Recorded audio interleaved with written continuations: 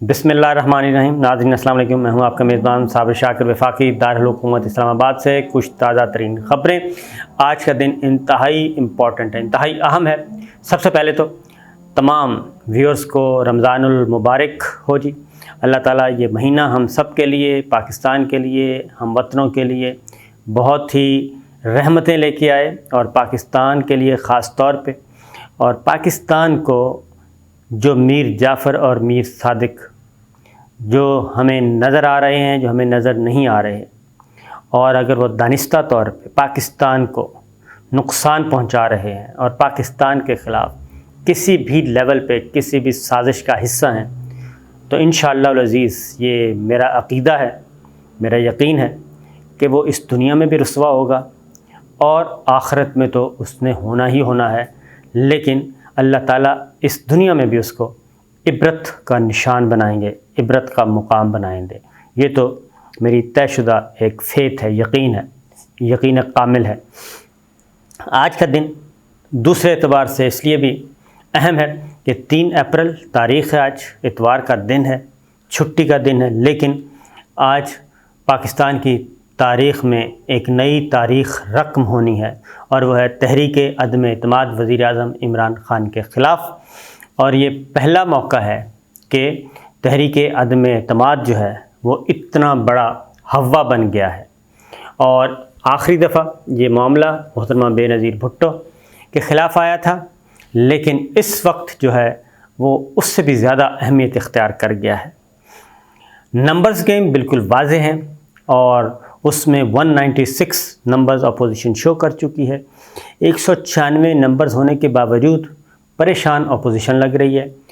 वज़ीर आज़म इमरान ख़ान जिनके पास नंबर्स नहीं हैं और जिन्होंने कल वज़ीर आज़म हाउस में जो इशाया दिया उसमें 140 लोग मौजूद थे।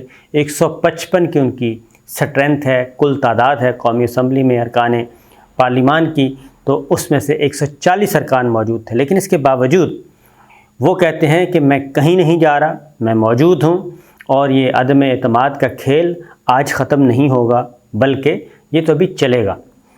तो लिहाजा आज का दिन अहम है। और जो वज़ीर आज़म इमरान ख़ान को लोग अंडर एस्टिमेट कर बैठे कि जैसे ही तहरीक अदम एतमाद आएगी तो ये इनके असाब जो हैं वो जवाब दे देंगे। और मेरा अपना भी ख्याल था कि शायद वोटिंग की नौबत ना आए, जब इत्तेहादी ख़ुद अनाउंस कर देंगे कि जनाब हम वज़ीर आज़म इमरान ख़ान के ख़िलाफ़ नहीं हैं, तो वज़ीर आज़म इमरान ख़ान हो सकता है इस्तीफ़ा दे दें और तहरीक अदम एतमाद की नौबत ही ना आए और नया लीडर ऑफ़ द हाउस आ जाए। लेकिन वो कहते हैं कि ऐसा नहीं, बल्कि और कल जो उन्होंने तकरीर की उसमें भी उन्होंने ये कहा कि मुझे कोई ज़रूरत नहीं है, और अच्छा हुआ वो कहते हैं गंद साफ़ हो गया, और कल मज़ीद पता चल जाएगा। ये आज अब आ गया है वो वक्त। एक दो चीज़ें तो उन्होंने क्लियर कर दी। उन्होंने कहा जी इस्टेब्लिशमेंट से मैंने रास्ता निकालने का नहीं कहा। ये उन्होंने बड़ी तरदीद कर दी है, क्योंकि जब ये ख़बर आई तो वज़ीर आज़म इमरान ख़ान ने अपने इंटरव्यू में कहा था कि 3 ऑप्शंस लेके आए थे जी इस्टेब्लिशमेंट वाले। नंबर 1 आप इस्तीफ़ा दे दें, नंबर 2 तहरीक अदम फ्रेश इलेक्शन करवा दें, या फिर तहरीक अदम एतमाद का सामना करें। तो वज़ीर आज़म इमरान ख़ान ने कहा था कि इस्तीफ़े का तो सवाल ही पैदा नहीं होता, फ्रेश इलेक्शन पे बात हो सकती है, बाकी आपकी मर्ज़ी है, वरना मैं तहरीक अदम एतमाद का सामना करने के लिए तैयार हूँ। तो उसके बाद फिर मामला ख़त्म हो गए और डेडलॉक हो गए, अपोजिशन नहीं मानी, इस्टेब्लिशमेंट वापस नहीं आई। उसके बाद सीनियर अस्करी ज़ाये के हवाले से ख़बर चली कि जनाब वज़ीर आज़म इमरान ख़ान ने इस्टेब्लिशमेंट को बुलाया था और उनको कहा था कि जनाब ये काम कर दें, और वज़ीर इस्तीफ़ा जो है वो मेरी सुबकी है, आप अपोजिशन को राज़ी करें। तो हमने तो वज़ीर आज़म इमरान ख़ान के कहने पे ये सारा कुछ किया था। तो लेकिन वज़ीर आज़म इमरान ख़ान ने उसकी भी तरदीद कर दी। उन्होंने कहा कि इस्टेब्लिशमेंट से मैंने रास्ता निकालने का नहीं कहा था। बहरहाल ये चीज़ अब आहिस्ता आहिस्ता आगे बढ़ेगी, और उन्होंने कहा कि ये रास्ता निकालने वाली बात बिल्कुल गलत है। तो ये एक इब्तदा है जिसका मुझे डर था कि मामलात ख़राब होंगे।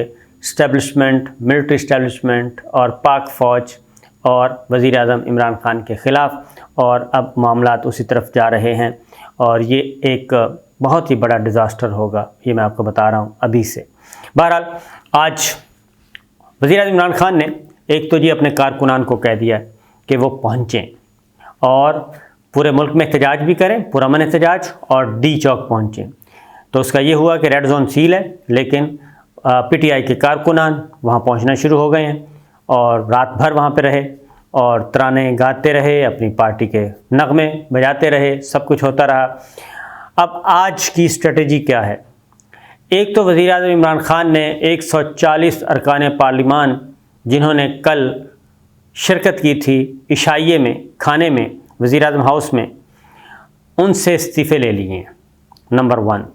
और वो इस्तीफ़े किसी वक्त भी दिए जा सकते हैं, और वो इस्तीफ़े जैसे ही तहरीक अदम एतमाद नाकामयाब होगी तो उस सूरत में वो इस्तीफ़े आज ही के इजलास में दिए जा सकते हैं, और दूसरा तरीका ये होगा कि स्पीकर के चैम्बर में जाके दे दिए जाएं और वो इस्तीफ़े फ़ौरी मंजूर कर लिए जाएंगे।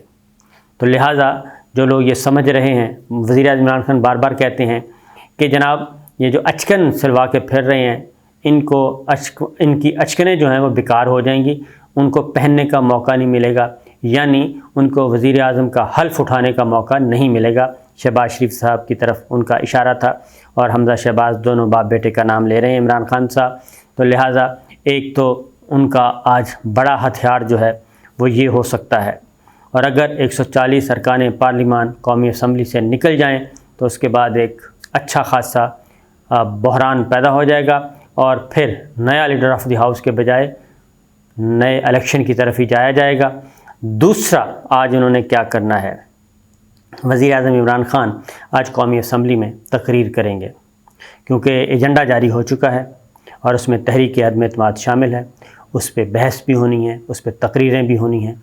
और वज़ीर-ए-आज़म इमरान खान ने यह फ़ैसला किया है कि वो ख़ुद और तमाम अरकान पार्लिमान के साथ आज आएंगे। पहले था कि बाइकआउट किया जाएगा, अब है कि नहीं वो जाएंगे और जाके तकरीरें होनी हैं। एक तकरीर शहबाज शरीफ साहब ने करनी है, लीडर ऑफ़ द अपोजिशन, दूसरी तकरीर वज़ीर-ए-आज़म इमरान खान करेंगे, फिर और तकरीरें होंगी, फिर इधर से होंगी, जवाब दिया जाएगा, तो ये कार्रवाई लंबी होगी।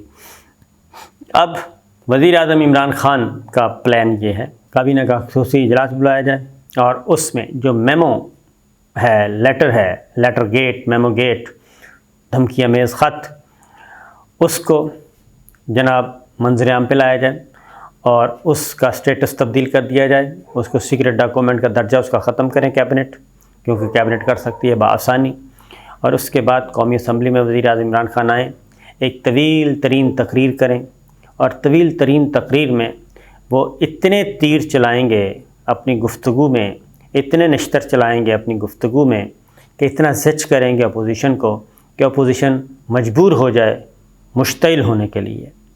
और उसमें वो सारा जो लेटर गेट है वो सारे का सारा डिस्क्लोज़ करेंगे, और इस बात का इम्कान मौजूद है कि वो आज कौमी असम्बली में वो जो मेमो गेट है, लेटर गेट है, खुफिया मरासला है, उसको कौमी असम्बली में पेश भी कर दें और उसको कौमी असम्बली के रिकॉर्ड का हिस्सा बना दें। और हिस्सा बनाने का मकसद मतलब ये है कि वो कौमी असम्बली की लाइब्रेरी में दस्तयाब होगा, जो चाहे जाके देख ले। और फिर यह कि तवील तरीन तकरीर का इरादा है, क्योंकि फ्लोर ऑफ़ द हाउस, कौमी असम्बली, सेनेट में जब लीडर ऑफ़ द हाउस तकरीर करता है तो उसको रोका नहीं जा सकता। वो तकरीर 2 घंटे की हो, वो 6 घंटे की हो, वो 4 दिन की हो, जब तक वो बोलेगा तकरीर ख़त्म नहीं होगी। फ्लोर उसके पास रहेगा, माइक उसके पास होगा और कोई नहीं बोलेगा। और इसमें एक और बात भी है कि फ्लोर ऑफ़ द हाउस यानी कि पार्लिमान में, ऐवान में जो गुफ्तगू भी कोई भी मेंबर करेगा उसको तहफ़्फ़ुज़ हासिल होता है, आइनी तहफ़्फ़ुज़ हासिल है कि उस गुफ्तगू की बुनियाद पे उसके ख़िलाफ़ कोई केस नहीं हो सकता, कोई मुकदमा दर्ज नहीं हो सकता, कोई पकड़ नहीं हो सकती, अदालत में तलब नहीं किया जा सकता। ये चीज़ भी मौजूद है। लिहाजा वज़ीर-ए-आज़म इमरान खान अपने इस आइनी तहफ़्फ़ुज़ को आज हथियार के तौर पे इस्तेमाल करेंगे और उस आइनी तहफ़्फ़ुज़ के कंधों पे रख के आज वो मुसलसल भारी भरकम बंदूकें चलाएंगे और अपना जो 3.5 साल, पौने 4 साल, 3.5 साल जो कुछ हुआ उसका एक खाका बयान करेंगे। ख़ास तौर पे उनका फ़ोकस होगा तहरीक अदम एतमाद। ये फ़ौरन फंडिंग है, ये फ़ौरन एजेंडा है, ये गैर मुल्की एजेंडा है, ये गैर मुल्की ताकतों का एजेंडा है, ये गैर मुल्की एजेंट हैं, इस तरह की बहुत सख्त गुफ्तगू करेंगे। अब अगर तो अपोजिशन ने वो तकरीर सुन ली तो भी वज़ीर आज़म इमरान ख़ान की विक्ट्री होगी। उसकी वजह है कि ये सारा कौमी नशरियाती राब्ते पे नशर हो रहा होगा, तमाम टीवी चैनल दे रहे होंगे और तमाम टीवी चैनल से फिर पूरी दुनिया सुन रही होगी। जैसा कि अब तक वज़ीर आज़म इमरान ख़ान की जितनी भी कौम से ख़िताब गैर मुल्की ज़राए इब्लाग़ ने बराह रास्त नशर किया, तमाम गैर मुल्की ज़राए इब्लाग़ ने, खा उनका ताल्लुक़ यूरोप से था, मगरब से था, इंडिया से था, जहाँ से भी था। फिर उनका जो इंटरव्यू था ARY पे अरशद शरीफ साहब को, वो भी बराह रास्त नशर किया गया तमाम गैर मुल्की ज़राए इब्लाग़ ने।